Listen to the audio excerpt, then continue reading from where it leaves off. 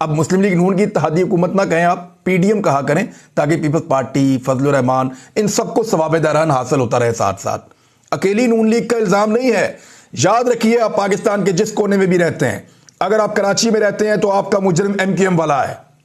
اگر آپ خیبر پختونخوا میں رہتے ہیں تو آپ کا مجرم اے این پی اور فضل الرحمان ہے، اور اگر آپ خیبر پختونخوا کے دوسرے علاقوں میں رہتے ہیں تو آپ کا مجرم مسلم لیگ نون والا ہے، اگر آپ پنجاب میں رہتے ہیں تو آپ کا مجرم نون لیگ والا ہے، اور اگر آپ جنوبی پنجاب میں رہتے ہیں تو نون لیگ اور پیپلز پارٹی آپ کی مجرم ہے، اور اگر آپ انٹیریئر سندھ میں رہتے ہیں تو پیپلز پارٹی آپ کی مجرم ہے، اور اگر آپ بلوچستان میں رہتے ہیں تو بلوچستان جو چلاتے ہیں نا وہی آپ کے مجرم ہیں،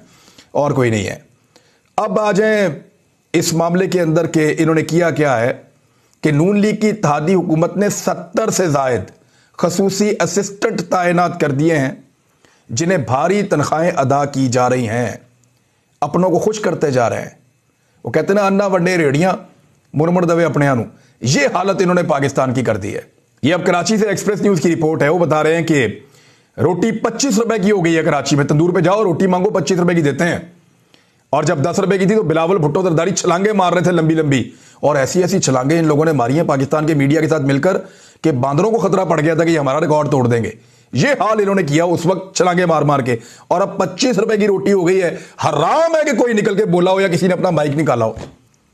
یہ بھی روٹی غریب آدمی کھاتا ہے بھائی، اس روٹی کے ساتھ کچھ اور نہیں لگا ہوا۔ اب آ جائیں ذرا زر مبادلہ کے ذخائر کی طرف، اور اس کی جو ہیڈ لائن لکھی گئی ہے نا وہ بزنس ریکارڈر نے لکھی ہے critical. State bank of Pakistan کے جو ریزرو رہ گئے ہیں، قومی خزانے کے اندر جو پیسہ رہ گیا ہے وہ 294 ملین امریکی ڈالر مزید کم ہو گیا ہے، اور اب یہ اماؤنٹ پہنچ گئی ہے 5.8 ارب امریکی ڈالرز پر، اور یہ تاریخ کے اندر سب سے زیادہ نیچے گری ہے۔ یہ چارٹ آپ کے سامنے ہے، اس کو آپ دیکھیے اور پھر اپنا سر پیٹیے، اور ان تمام سہولت کاروں کا شکریہ ادا کیجئے جنہوں نے یہ سارے تحفے اکٹھے کر کے ایک گلدان میں سجا کے پاکستانی قوم کے سر پہ مارا ہے وہ گلدان، اور اس وقت بھی ان کے